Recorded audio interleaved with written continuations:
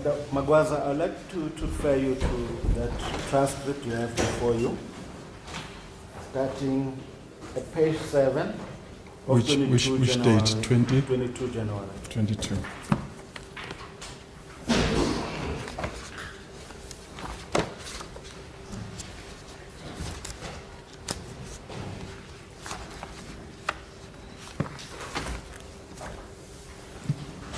Which page?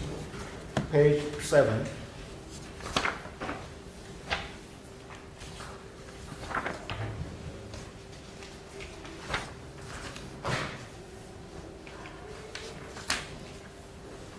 Are you there? Yes.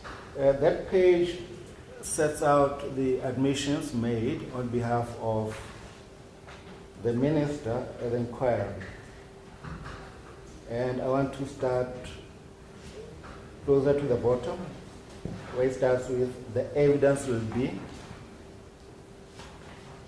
The evidence will be that there were, as the work streams were to account directly to the minister, but the point I want to make there is that you see that admission that the work streams would account to the minister.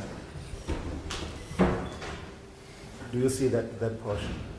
The evidence will be that they were, as the work streams were, to account directly to the minister. Yeah, the construction is a bit awkward, but you see that accountability thing. Yes. That admission was made during the inquiry that indeed the minister wanted the work streams to account to her. Yes. Mr. Magwaza, would you agree with me that there is a difference between being accountable and reporting, that accountable is far broader than mere reporting? Am I correct? English is my seventh language, so I would take, if no, but in a normal, you are a senior public servant. Accountability in the public service is far broader than mere reporting. Am I correct?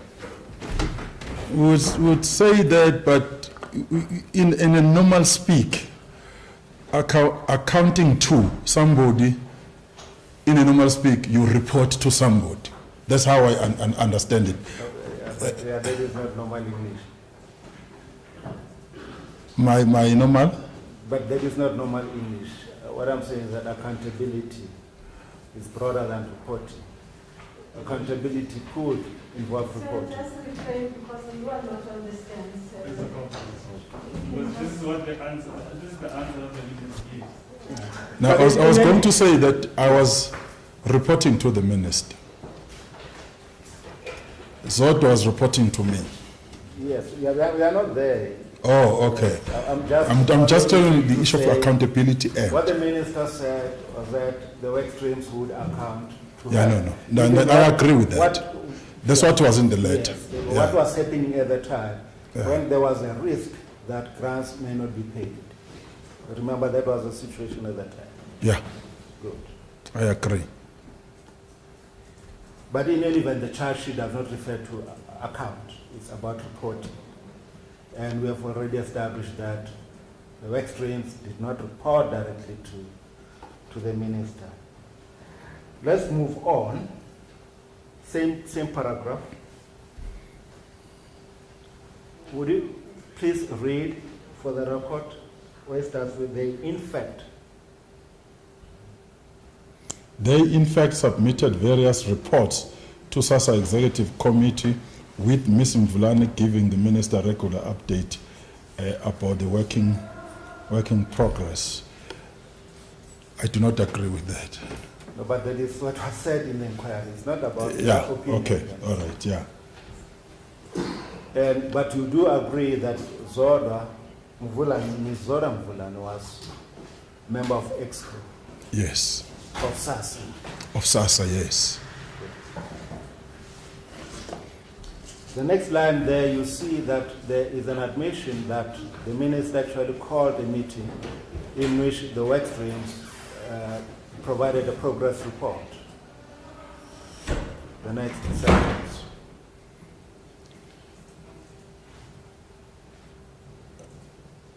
I'm not too sure. We are reading the evidence will be that workstream only met. Yes, yeah. Yeah. An admission was made that she met with the work streams on the 5th of October 2016. I wouldn't dispute that because I was not there in that one. Because it was, that's the time before I haven't gone to SASSA. Now let's move further in the banner. Fast forward, big time, to 23 January.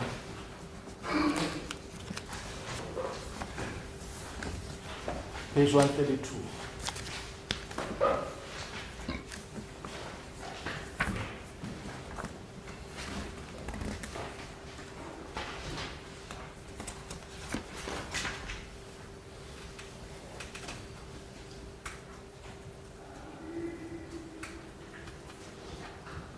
Are you there? Yes, sir. In that page, you will see at paragraph 10, the 10 is on the left. Yes. Advocate Batlenda is asking the minister questions during the inquiry.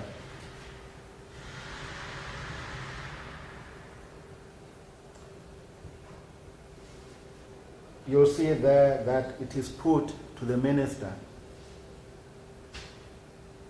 that she liaised regularly with Ms. Mvulani in order to get progress updates. Do you see that? I see that. Okay.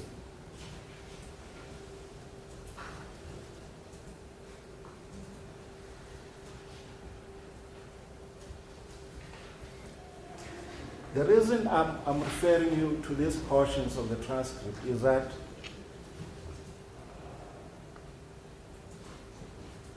it is alleged by the state that the accused deposed during the inquiry to the effect that she did not receive updates about the work of the work streams. What I'm illustrating through you is that that has no basis. She said clearly on many occasions that she received updates from Ms. Mvulani. Do you see that? Yes, I see that.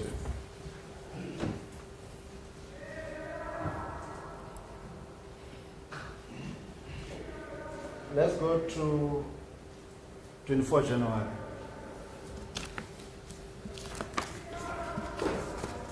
Page 70.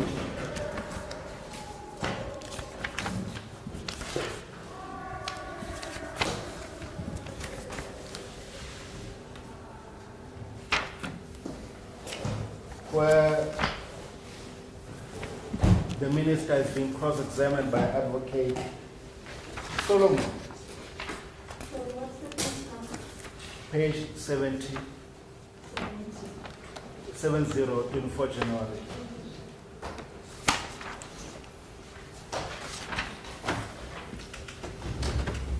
The last paragraph. Was Advocate Solomon your counsel?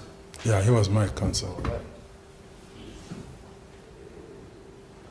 Now, in the last paragraph there, Advocate Solomon is putting to the minister what Ms. Mvulani said in her statement.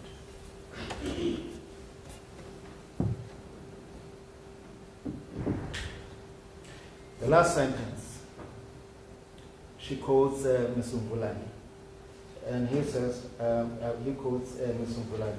I would also give verbal reports to the SASSA EXCO and executive team members.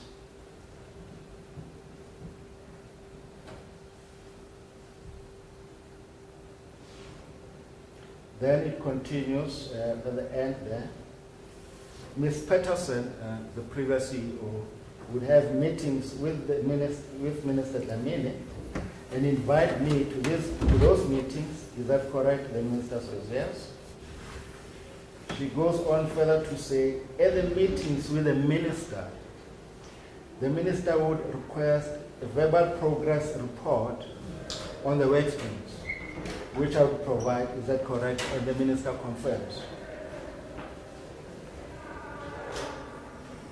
Do you see that? Yes, I do. I have no questions. Your Worship.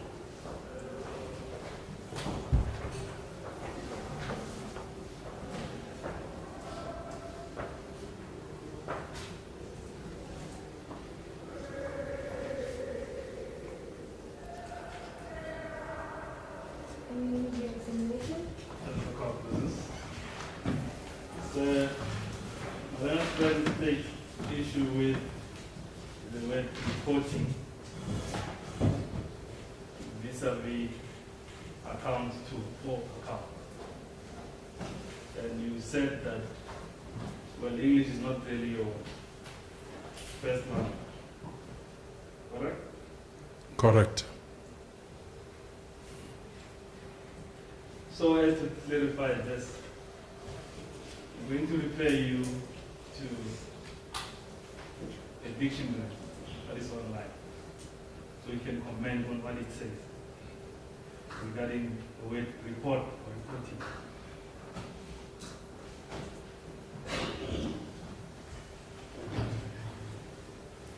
Can my learned colleague clarify which dictionary is that, so that we know whether it is authority or not to say dictionary online?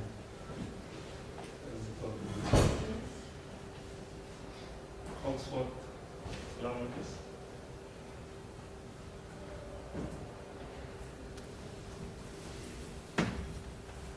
I'll just read out what it says here.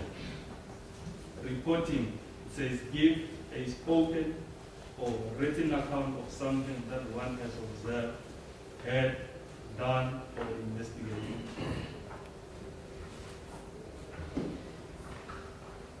What is your understanding with that?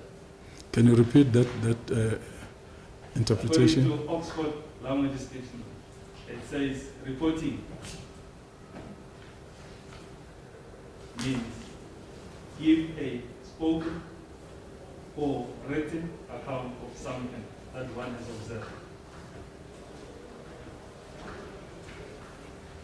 Now, what do you want me to Now I'm To taking you confirm. back to your answer where you say according to you, reporting and accounting to, according to you was more or less the same. Yeah, this is how I understand it to be.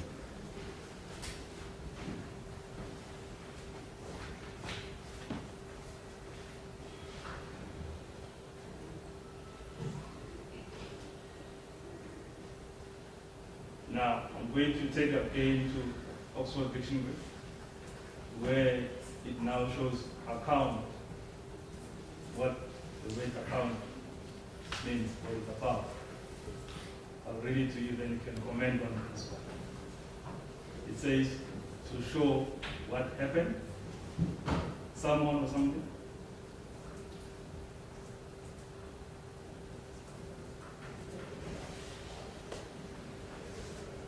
Know where something or someone is.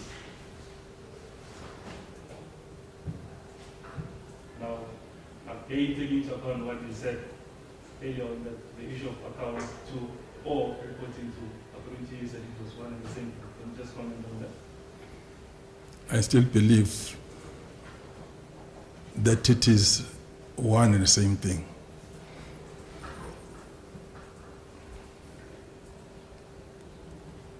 I have no further questions.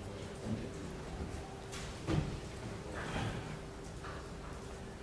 you. Your Worship, may I also be allowed to refer to the dictionary?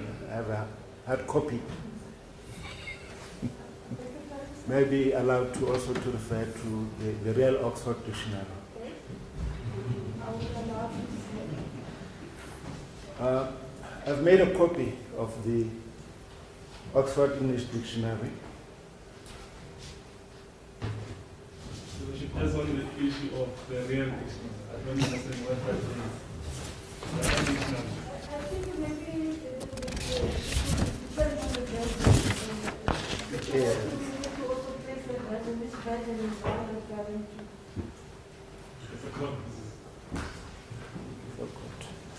But I'm trying to severe and you're not showing one. Yes, just to be certain that we don't distort the English language. I've highlighted accountable there. You see, Mr. Magwan.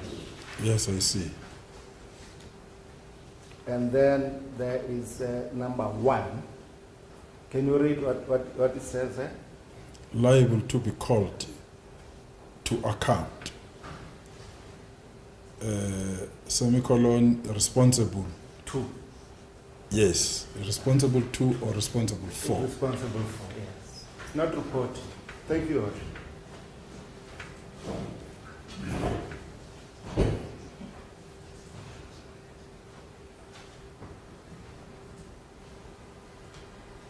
Do you care to explain if there's any difference to these two dictionaries, what has been put to you and your understanding of these two? I'm not too sure, my lady, how to do, because to me, this liable to be called to account and responsible to or for. To me, the understanding is what I said. That's how I understood it. I think this is saying that and agree with me on saying that even in the normal speak, this is how it is all about. Because it's accountable, to be called to account, or responsible to or for.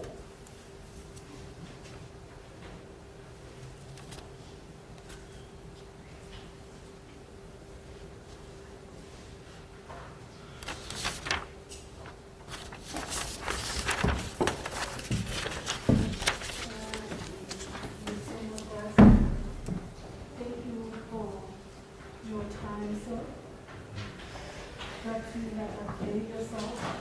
I may not say I don't think it's short notice, but nevertheless, thank you for your attendance. You are excused. Thank you so much.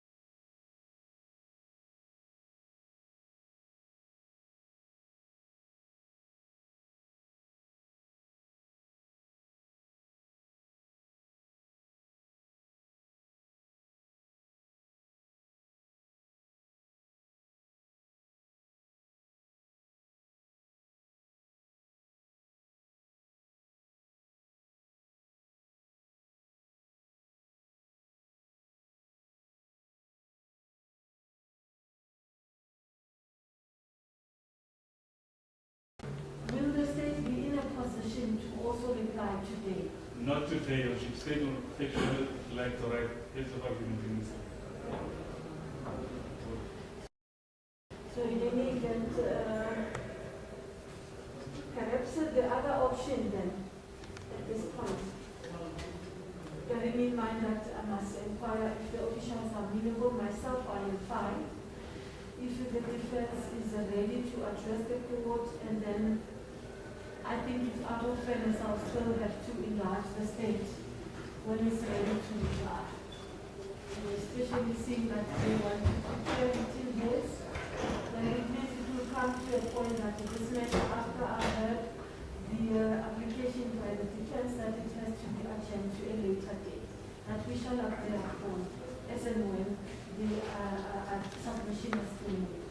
Can I ask from the clerk, is she amenable that the defense advocate Serepo proceed at the stage without adjourning, so that we can then conclude the application and to call for a later after you are done?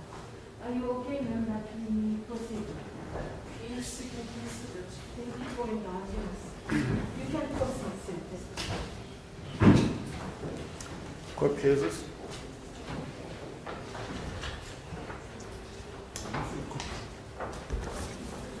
Your Worship, I've prepared short heads of argument so that you may follow our argument.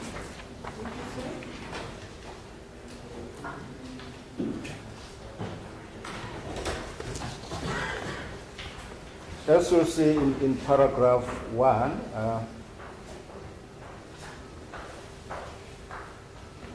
we humbly submit that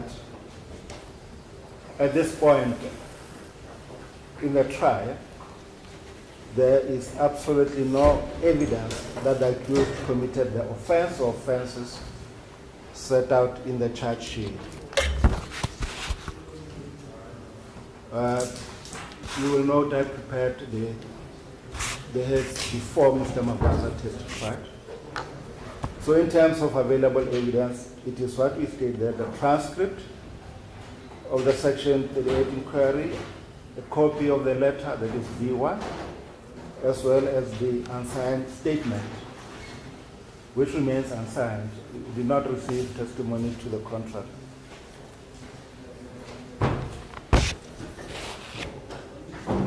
The relevance of these documents to the charges we submit has not been established, and I'll demonstrate why I'm saying that. The relevance of the available evidence, documented evidence, has not been established. Relevant as in regard to the charges themselves, but I'll demonstrate why we are making that submission.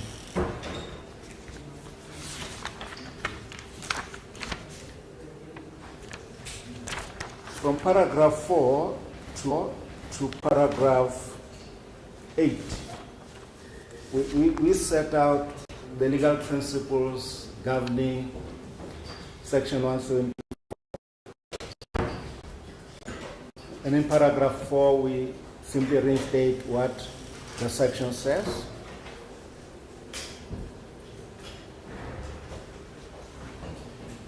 And if I may read, it provides as follows. If at the close of the case of the prosecution at any trial, the court is of the opinion that there is no evidence that the accused committed the offense referred to in the charge or any offense of which he may be convicted on the charge, it may return a verdict of not guilty. In paragraph 5, we submit as follows. It is tried that no evidence does not mean that there is literally no evidence, but rather there is a lack of evidence on which a reasonable court, acting carefully, would not convict the accused. And I refer the court to the Supreme Court of Appeal case of State versus Lubaka, and I provide the citation there. And I also add there in the paragraph that it is of course a matter of discretion. At paragraph 5, we quote the Supreme Court of Appeal from the same judgment, in which the learned judges said, I have no doubt that an accused person, whether or not he is represented, is entitled to be discharged at the close of the case for the prosecution if there is no possibility of a conviction other than if he enters the witness box and incriminates himself. In other words, where we are, and the accused does not testify, would Your Worship return a verdict of guilty? Our submission is that absolutely not. The judgment goes further as follows. The failure to discharge an accused in those circumstances, if necessary merumoto, is in my view a breach of the rights that are guaranteed by the Constitution and will ordinarily vitiate a conviction based exclusively on his self-incriminatory evidence. At paragraph 19 of the judgment, it is stated that clearly a person ought not to be prosecuted in the absence of a minimum of evidence upon which he might be convicted, merely in the expectation that at some stage he might incriminate himself, meaning the prosecution looking forward to cross-examining the accused. The learned judges say that will preeminently be so where the prosecution has exhausted the evidence and a conviction is no longer possible except by self-incrimination. A fair trial, in my view, would at that stage be stopped, for it threatens hereafter to infringe other constitutional rights protected by Section 10 and Section 12 of the Constitution. They refer to freedom and dignity. We are at a point where the prosecution called Mr. Makwaza. This evidence does not support what is alleged in the charge sheet at all. And I'll come to that. We also refer Her Worship to State versus Lavengwa,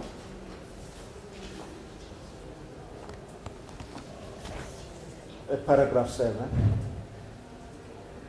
where the court expressed the view that the processes under Section 174 translates into a statutorily granted capacity to depart discretionally in certain specific and limited circumstances from the usual course to cut off the tail of a superfluous process.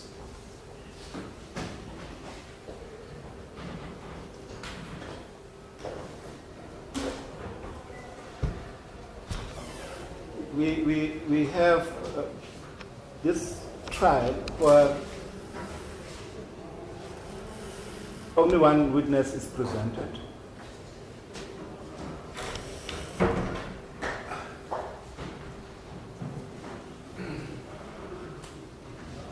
We do not have the report of Judge President Mwepe, who presided at the inquiry.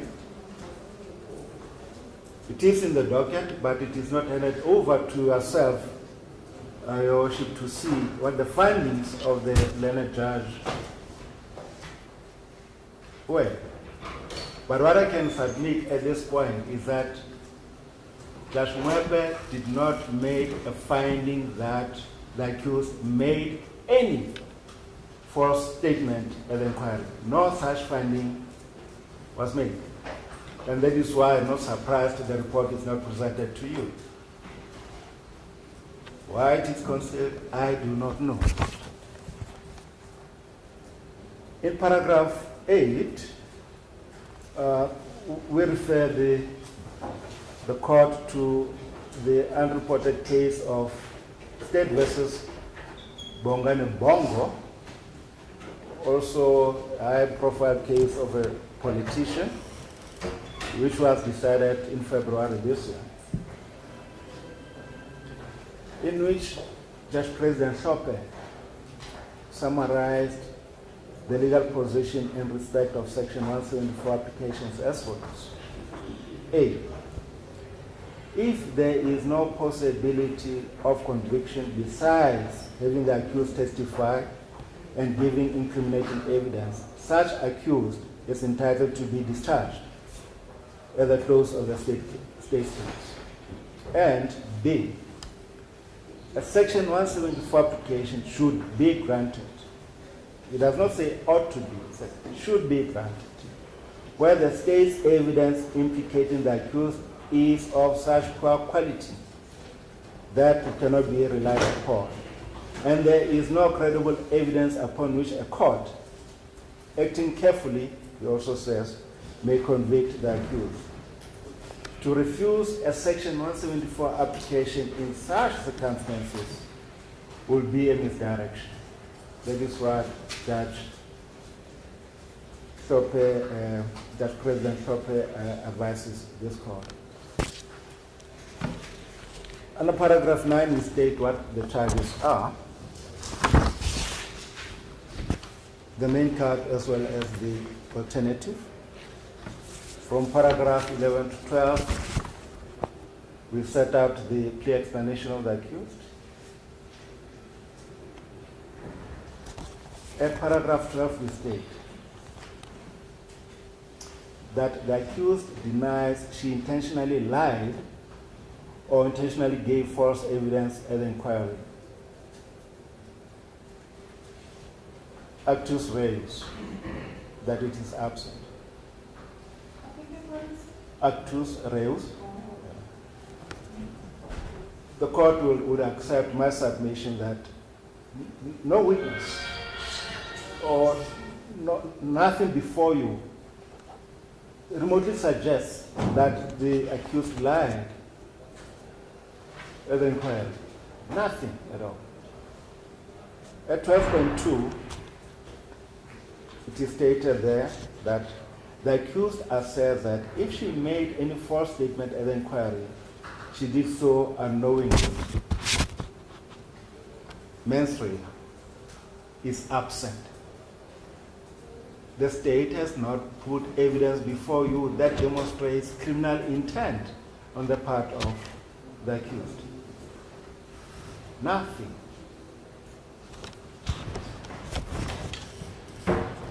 Now, dissecting the charges, the first part is the accused deposed to the fact that the work streams did not report directly to her. Now, it is common cause with Mr. Magwaza that indeed they reported to Ms. Mvulane, who provided updates to the minister. We also referred to the transcript where evidence was laid that was the case. My learned friend was at pains to try to draw from the witness an admission that the work streams reported directly to the accused.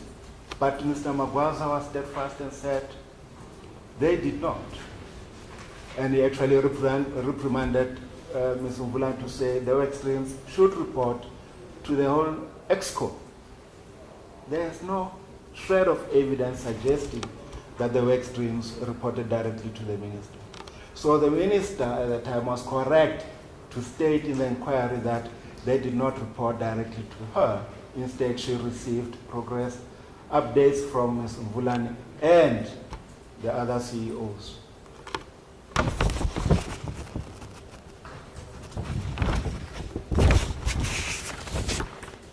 The second part of the charge. The accused deposed to the effect that she did not attend meetings of the work streams. Yes, she did. And of course, there's no evidence that she attended meetings of work streams. The witness was here, could not confirm that. So how are you going to convict under these circumstances in the absence of that evidence? My learned friend should not come and start referring to portions of the transcript as if he's a witness. That should have been done through a witness. So there's no such evidence. She, in the inquiry, testified that she called a meeting with the work streams to receive a report because she believed nothing was happening. It is in the transcript. It was an inquiry. It was an admission made.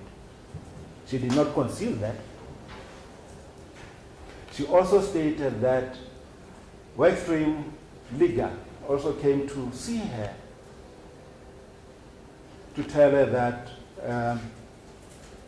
they will not meet their target. It is in the transcript. So while there were meetings with the Workstream, she testified to that effect. And like I said, there was no finding by Judge Mwepe that she lied in that regard. It is the NPA that is coming up with this allegation, and we don't know from where. Even in the Constitutional Court, nowhere is it stated that the accused lied during the Section 38 inquiry. Nowhere. And of course, there's no evidence in this court during this trial that she did so. The third leg of the charges, the accused deposed to the effect that she did not get briefing on the progress of the operations. Where does this come from? It is all over the transcript that she said she received updates from Peterson, Ramokopa, and Mvulani. So why do you have this charge in the charge sheet when it was common cause that she received updates and she said so?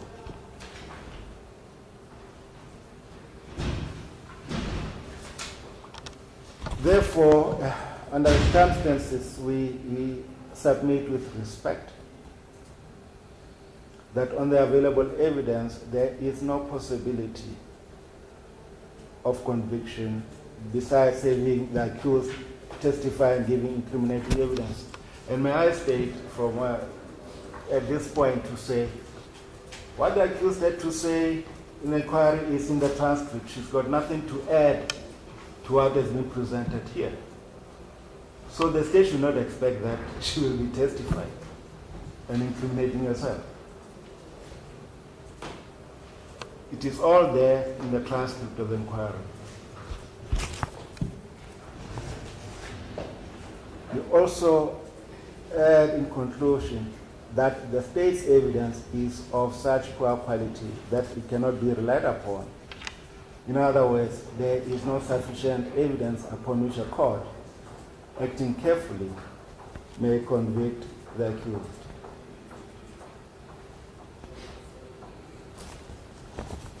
And with respect, I'd like to end by saying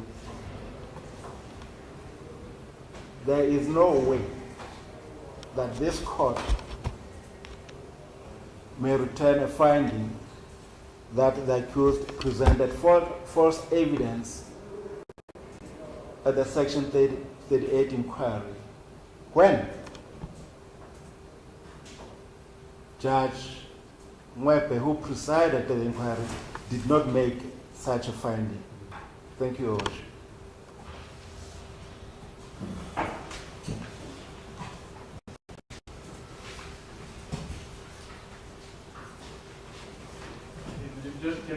I'm not responding to the matter. I just want to respond to this accusation and allegation that is made against the state. My learned friend has been party to this proceeding since we started. He is an officer of the court. I do not expect him to mislead this court.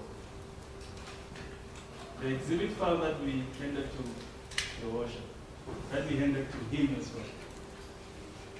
The report by Mwepe is there. It is part and parcel of the exhibit file. Now he makes this allegation that we are trying to hide the report. And these allegations are very baseless and they are malicious as well. Leonard Trent has been on this saying that we, as the state, we are very bad. The report is there. Shortly before or just above the transcript itself, the report is. So I wish that, in fact, he must withdraw the allegations that he made, the accusations that he made that he are trying to hide the report. He's the officer of the court. We are here as well. He started with the start. He has the exhibit that we handed to him. The instructing attorney is just opened the file that we handed to them. And she said exactly where they said the report starts. This is a court case. Your Worship, I was here yesterday. You'll assist me if I make a mistake, but I don't think so. You admitted Exhibit B, which is the transcript. Transcript is a record of proceedings of the inquiry with a certificate by the registrar. Then we have B1, which is the letter we referred to during the trial. Then there is B2, the unsigned statement by the accused. I don't recall having B3. And report and transcript is not the same thing. The report is not part of the transcript. The transcript is a record of the proceedings of the tribunal, just like that which is going to be produced here. The report was prepared by Judge Mwepe and signed by him and submitted to the Constitutional Court. It is not part of the transcript. And as I recall, you marked B as a transcript, B1 as a letter, B2 as a statement. That's all I know. Because if the report was part, that probably could have been B3. Whether it was bundled with those, but it was not presented as an exhibit. Thank you, Your Worship. No problem. Your Worship, the issue here is that the state failed to disclose this report. The state is hiding the report by the Magistrate. He even says we wonder why they did not even disclose this to this honorable court. Can he, as where he is now, say to this court that this report is not on the exhibit file that was handed to him? I may even request to uplift the court's file, because this forms part and parcel of the exhibit file that was handed. Is he saying that physically this report is not in his file that we handed to him? That's what the state wants to confirm with him. Because we submit that it is there. The instructing attorney was just quoting on it. That's all. Now to play hide and seek with this court and say, now it's not marked. No. This forms part and parcel of the transcript. May I wish to uplift the court's file to refer this to the court as well? Sir, that is not necessary. As a court. Advocate Pashani, maybe there was a misunderstanding, because in my understanding, the final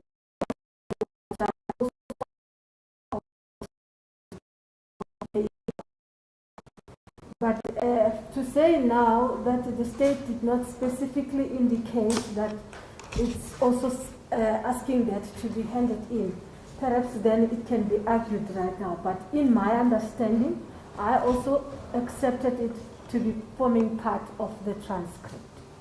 Yes, perhaps the court might have done so, but the fact is that there are three exhibits before you: the transcript, B1, which is the letter, and the statement. And the transcript and the report are two separate things. That's what I presented to your Worship. But your Worship might have understood it differently, because it would have been marked as an exhibit. It is not automatic that a transcript comes with the report. But be it as it may, my submission was based on the fact that it was not handed in as an exhibit. That is what the point I was making. We received it as part of the docket, and that is why I'm making the point, but it should have been presented as an exhibit in the same way the letter and the statement were presented to you. You see, sir, I'll make an example. When we have, if this matter now, we are hearing this matter, all the evidence that is going to be heard in this matter, when at a later stage the transcript is sourced for an appeal against my decision now, it would include the court's judgment, which would form part of the transcript. So I think that is my understanding, but I took it that even though the report in this instance, because we were dealing, they were dealing with an inquiry, it's separate. But I took it that it's part of the transcript. But in any event, with your permission, it is still fine with us.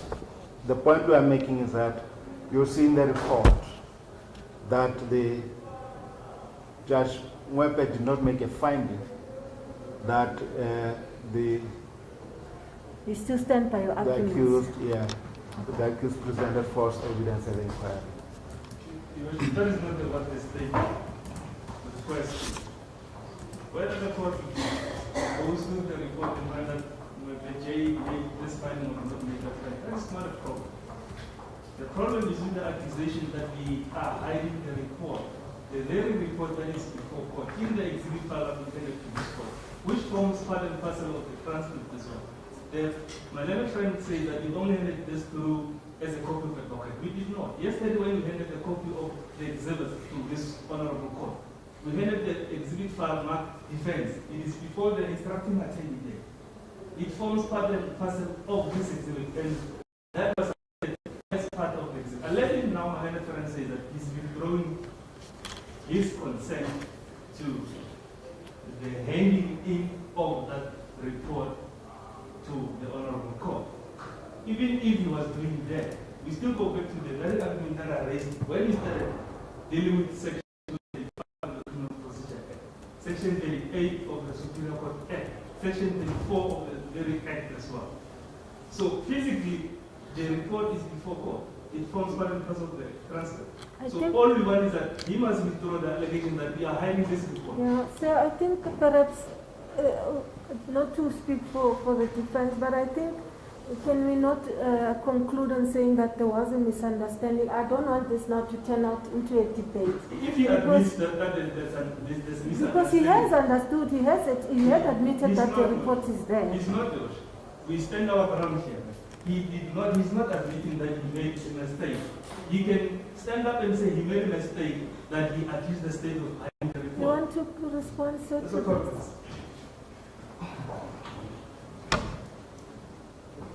You also will recall yesterday, in fact on the first day, when the state presented the transcript,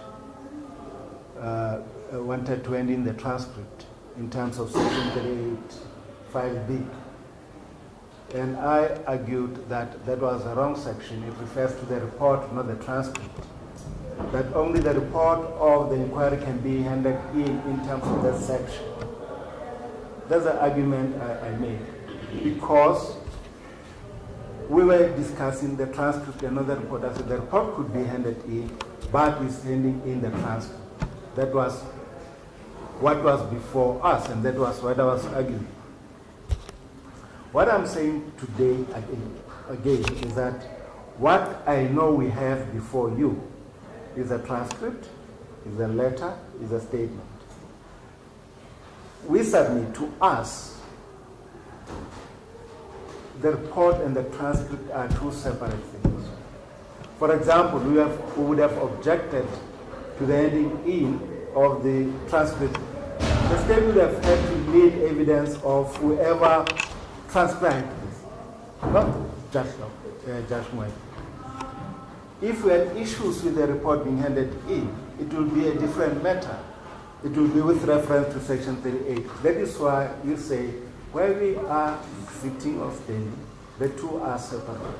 So if I submit that the state did not hand in the report, I mean as an exhibit, as they did with the letter and the statement. That is where but it would appear we have different views on this thing, but it's neither here nor there. If the state did not intend to conceal it, it's fine. If it is before you, I accept it is before you. Okay, then But- I take it that you yes. accept that It you is are before also you because erroneously it's- accusing the state that it's hiding Yes, it. because it is now before Then the you. we matter is accept it. settled then. It was an error on his part, then can we move on with the way forward? Thank you. We have made that if we make that concession. When will the state be ready to address the court in reply or in response actually to the application for a discharge? We were suggesting 13 December. It's fine. But Your Worship, with respect, can I be told why we make the application on our feet and they have to have days to respond to this? Because they close the state case today, we anticipated it is possible. That's what we do in trials. And not to come back to say, I need another 2 weeks. They should respond on their feet. And they should be saying now or this afternoon. Whatever firm cannot dictate to the state, this to the state, how the state must respond to the application. If he paid himself that he was going to make this application, did he tell the state that he was going to make this application? He did not. Is he making a verbal argument to this court today? No, he's not. He drafted this agreement. Why must he be afforded an opportunity to prepare himself to draft his agreement and the state is not? We are entitled to prepare ourselves for this particular argument. I'm not going to respond. Our application is not unreasonable at all. And we are not saying that we will respond next year. We are saying that we are responding about a week's time or so, more than a week, yes. But we are entitled to that. We are entitled to canvass all the issues that he has raised. We are entitled as well to canvass all the cases that he has raised as well. It is our right. It is our duty as well to respond to this. He cannot dictate to us.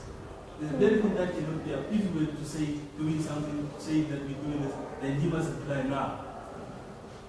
This can only be done by the court, but it will be unreasonable also if the court was to do that. It is his right. He did that. He chose to make that application here. He said it was a 5-minute application. That was before 1 o'clock. Now it's 1. It is not a simple application as he makes it to be. We know he's in a rush.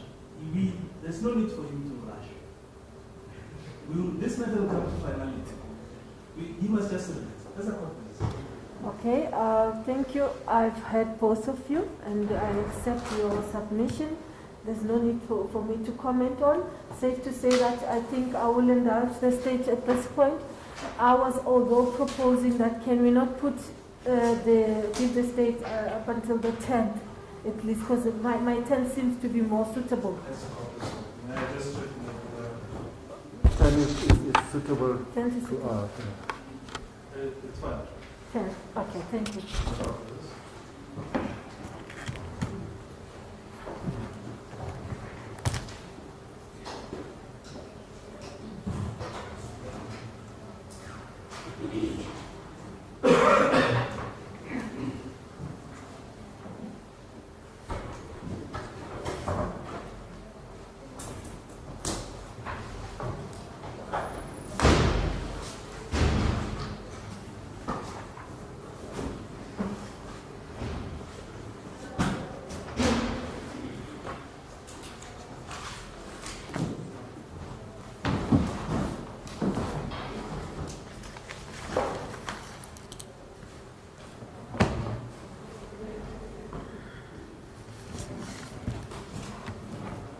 May I ask that Ms. Mvulani be called in to be on for court in case For the next date. for court, yes.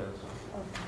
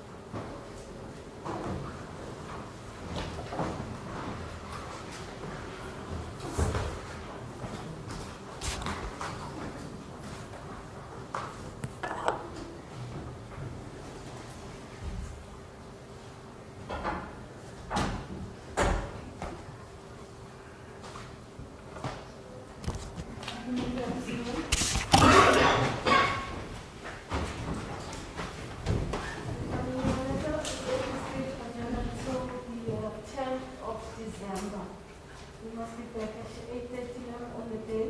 It is for the state to respond to the application for your discharge. And the witness is here. Oh, ma'am, you are also want to be